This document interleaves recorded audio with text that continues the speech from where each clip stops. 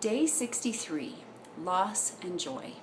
This week I am answering questions and talking about topics that you are feeding me. And today's question comes from my friend Gerald Carroll, who asks, how is loss a part of joy in your life? Back in 1983, I stood at the bedside of my father with my mom and my sister, and we held him as he took his last breath. He was 41 years old. The prior 2 years we had lived with death as almost like another family member. We knew why it was there. We knew that it would take what it wanted eventually and leave. But nothing prepared me for the final moment of his passing. And I was undone by the crushing wave of grief that hit me that night.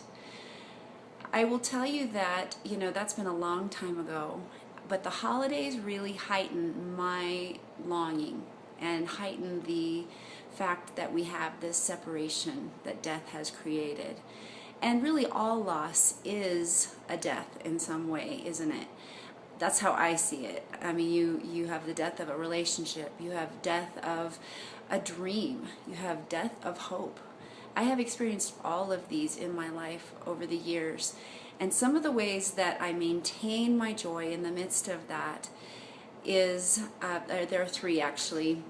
One is ferocious gratitude. I read a book a couple of years ago by an author named Ann Voskamp.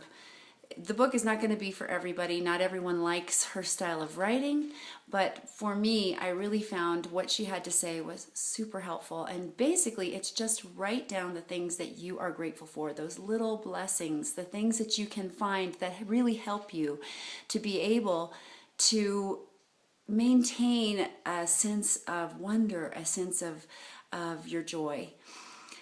So writing everything down, making a list, trying to write down 1,000 of those little blessings. The second thing would be to get out of my own head and try and help someone who is in a worse situation than me. There's nothing that crushes my depression over my loss greater than helping someone else who is in need. And the third thing and final thing I would say is, if you are in a season of loss, to help you maintain your joy, don't be hard on yourself. Don't be stern with your own heart. Give yourself leeway to feel what you need to feel, especially if this is your year of firsts.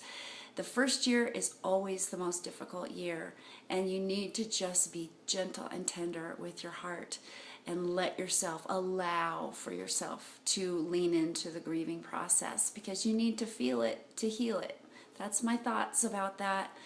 It's an interesting dance. The holidays definitely heighten that feeling of loss, and you've got to fight for your joy in this season. Thank you for a wonderful question, Gerald. And if you have a question for me, please post it below, or a topic idea. If you want to just do it anonymously, just private message me. I don't need to mention your name. Thank you so much for watching today, and remember, in the midst of your loss, in the midst of your suffering, wherever you are right now, you are loved.